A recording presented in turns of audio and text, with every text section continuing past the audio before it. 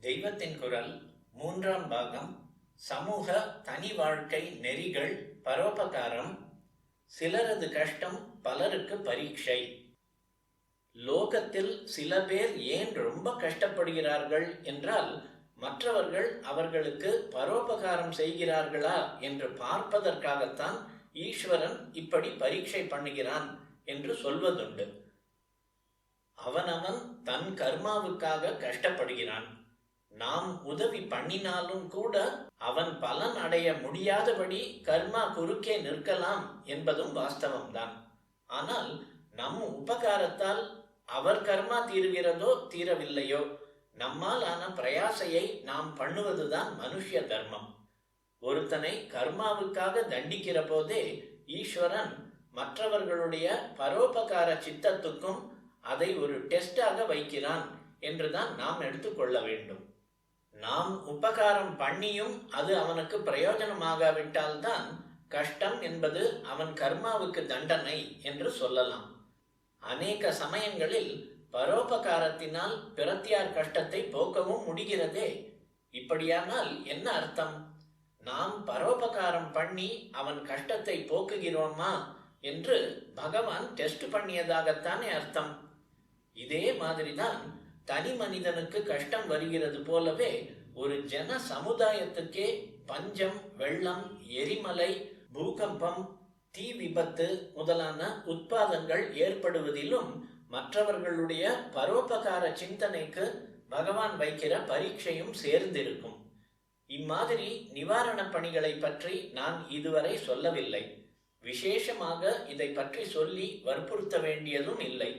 இப்படி ஒரு பெரிய கஷ்டம் பல பேருக்கு ஏற்படுகிறது என்றால் யாரும் சொல்லாமலே பணத்தாலோ சரீரத்தாலோ உதவி பண்ண வேண்டும் என்ற எண்ணம் அவரவர்க்கும் பொங்கிக் கொண்டு வர வேண்டும். சர்க்கார், ரெட் கிராஸ், ராமகிருஷ்ணா மிஷன் முதலானவர்களோடோ அல்லது தாங்களாகவே சங்கமாக சேர்ந்தோ அல்லது தனிப்பட்ட முறையிலோ எப்படியானாலும் இந்த மாதிரியான கெலாமிட்டிகளில் ஒவ்வொருவரும் பணி செய்ய வேண்டியது அவசியம். குறிப்பு: இம்மாதிரி பெரிய உட்பாதங்களில் ஸ்ரீ பெரியவர்களின் திருவுளப்படி காஞ்சி ஸ்ரீமடம் ஆற்றி வந்துள்ள அரும்பணிகள் அனந்தம்.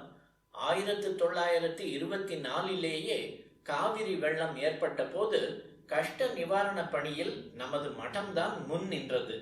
1961 ஏற்பட்ட காவிரி வெள்ளத்தின் போது மடம் அற்புத பணி புரிந்தது மட்டுமின்றி இப்பணியில் உதவிய மற்ற ஸ்தாபனங்களுக்கு ஆசி வழங்கிய ஆச்சாரியர்கள் இதிலே பங்கு கொண்ட திமுகவையும் குறிப்பிட்டு நன்றியும் பாராட்டும் தெரிவித்தார்கள். பாலி பூகம்பத்திலும் உடுக்கை இழந்தவன் கையாக உடனுக்குடன் ஸ்ரீமடத்தின் உதவியை அளித்திருக்கிறார்கள். தனி மனிதனின் கஷ்டத்துக்கு மூல காரணம் அவனுடைய பூர்வ கர்மா என்கிறார் போலவே இப்படிப்பட்ட விபத்துகளையும் நேச்சுரல் கெலாமிட்டி, இயற்கையின் சீற்றம் என்று இந்த நாளில் எழுதினாலும் இதெல்லாம் பொதுவாக மனுஷ்ய சமூகம் முழுதுமே பண்ணும் பாபத்துக்காக பகவான் தருகிற தண்டனை தான் என்று சாஸ்திரம் சொல்லும். தண்டனையாக பெற்று வருத்தப்பட்டு கொண்டேதான் அந்த பாபத்தை நாம் தீர்க்க வேண்டும் என்றில்லை. இம்மாதிரி சமயங்களில் நாம் பண்ணுகிற மனப்பூர்வமான கஷ்ட நிவாரண தொண்டாலும் பாபத்தில் பாக்கி இருப்பதை போக்கிக் கொண்டு விடலாம். இப்படி தொண்டு செய்யாமல் கருங்கல் மாதிரி இருந்தால் அதுவே ஒரு பாபம். இன்றைக்கு ஜன சமூகத்தின் பிரதிநிதியாக இன்னொருத்தன் வாங்கி கொண்ட தண்டனை கல் மாதிரி இருக்கிற நமக்கே நாளைக்கு வரும். ஒருத்தனுடைய கஷ்டத்தில் இப்படி இன்னொருத்தனுக்கு டெஸ்ட் இருக்கிறது. அதிலே பாஸ் பண்ணினால் பிரைஸ் கிடைக்கும். சில பேர் ரொம்பவும் பரிதாபகரமாக கேட்பார் யாருமின்றி அநாதையாக சாவதிலேயே மற்றவர்களுக்கு ஒரு பரீட்சை வைக்கிறான் பகவான்.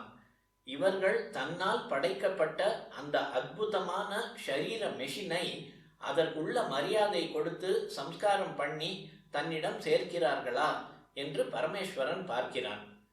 பரீட்சைக்கு பரிசு என்னவென்றால் பரதேவதையின் கடாட்சம்.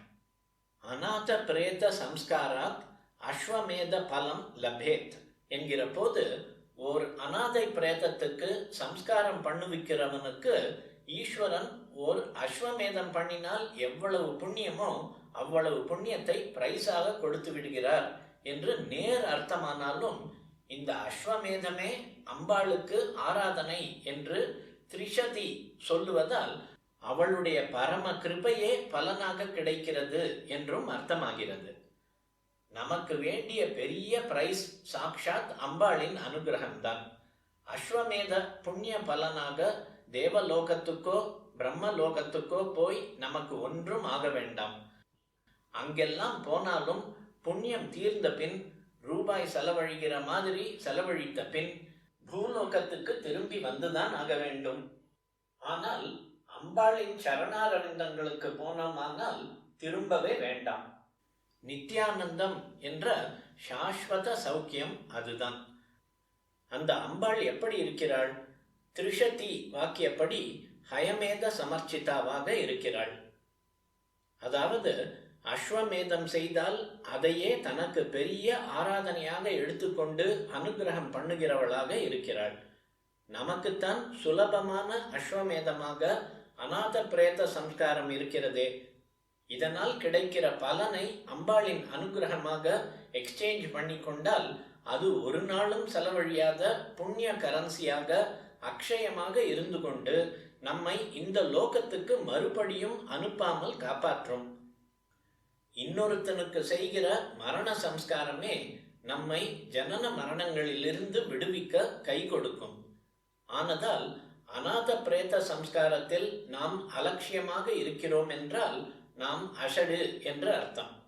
பரமாத்மா ரொம்ப சுலபமாக ஒரு பரீட்சை வைத்து அஸ்வமேத பலனை, அம்பாளின் பிரீத்தியை நாம் அடைவோமா என்று பார்க்கிற போது நாம் இதை கோட்டை விட்டு விட்டு நின்றால் அஷடு என்றுதானே அர்த்தம். ஆகையால் எந்த ஜாதியானாலும் அநாதை பிரேதங்களை பற்றி நமக்கு தெரிய வந்தால் இந்த கைங்கரியம் நமக்கு கிடைத்ததே என்று அதற்குரிய சம்ஸ்காரத்தை பண்ணுவித்து ஒரு பெரிய அஸ்வமேத யாக பலனை அடையும் சந்தர்ப்பத்தை பிரயோஜனப்படுத்திக் கொள்ள வேண்டும். இனிமேல் ஒரு ஹிந்து பிரேதத்தை ராஜாங்க சேவகர்கள் ஒரு சடங்கும் இல்லாமல் புதைத்தார்கள் என்ற அபக்யாதி நமக்கு இருக்கக்கூடாது. செத்துப்போன உடம்புக்கு என்ன முக்கியம் என்றில்லாமல் இந்த சம்ஸ்காரமே எல்லா பரோபகாரத்துக்கும் அஸ்திவாரம் என்ற உணர்வோடு இதிலே அக்கறை காட்ட வேண்டும். ஹயமேத சமர்ச்சிதா என்று திரிஷதியில் அம்பாளுக்கு பெயர் இருப்பது போல் சஹஸ்ர நாமத்தில் வர்ணாசிரம விதாயினி என்று ஒரு பெயர் இருக்கிறது. இதன்படி அந்தந்த ஜீவனின் குல தர்மப்படி அதன் ஷரீரம் சம்ஸ்காரம் ஆகும்படி செய்தாலே அம்பாளின் பிரீத்திக்கு பாத்திரமாகும். ஸ்ரீமாதாவின் கிருபையால் அவளுடைய குழந்தைகளான எல்லா ஜாதி வர்ண குல ஆசிரமங்களை சேர்ந்த ஜீவகோட்டிகள் எல்லோருக்கும் பரஸ்பரம் உண்மையான சகோதர மனப்பான்மை ஏற்பட்டு அதன் மூலம் உலகத்தில் அன்பும் பொருளும் அருளும் குறையாது வளர வேண்டும்.